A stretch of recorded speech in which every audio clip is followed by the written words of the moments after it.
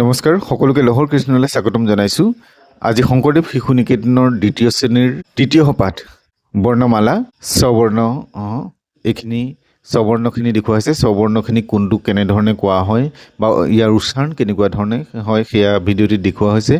লগতে প্ৰথম একক মূল্যাংকনত আহিব লগা পাঠসমূহৰ বিষয়েও জনোৱা হৈছে। প্ৰথম একক মূল্যাংকনৰ বাবে এইবাৰ লোৱা হৈছে প্ৰথমতে আমি বৰ্ণনাটো ভাল ধৰণে চাম, তাৰপিছতে অৰ পৰা ঔলৈকে শব্দ অৰ্থখিনি আৰু কৰ পৰা হলৈকে শব্দ অৰ্থখিনি, তাৰপিছতে স্ববৰ্ণখিনি আৰু ব্যঞ্জন বৰ্ণখিনি লিখিবলৈ দিয়া হৈছে।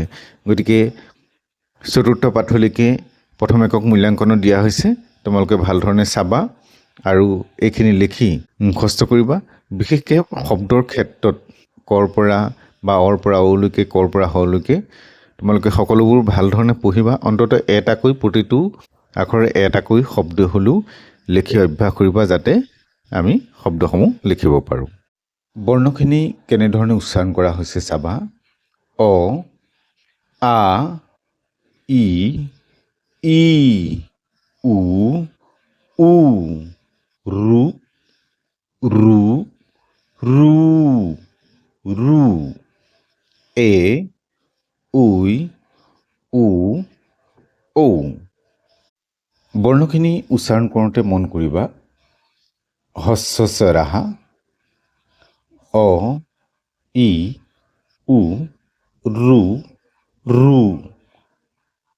তাৰপিছতে আছে দীৰ্ঘ স্বৰাহ, আমি যিখিনি দীঘলকৈ উচ্চাৰণ কৰিব লাগে। আ, ই, উ, ৰু, এ, ঐ, ও, ঔ। তাৰপিছতে আছে অং অনুস্বাৰহ অহ বিসৰ্গঃ, এইকেইটা শেষত উচ্চাৰণ কৰা হয়। গতিকে আমাৰ বৰ্ণখিনি সাধাৰণতে আমি ভাল ধৰণে উচ্চাৰণ কৰিব জানিলে আমাৰ পিছৰখিনি বস্তু শুদ্ধ হ'ব। আচলতে বৰ্ণ কিমান আছে? বৰ্ণ আছে মুঠতে 48টা।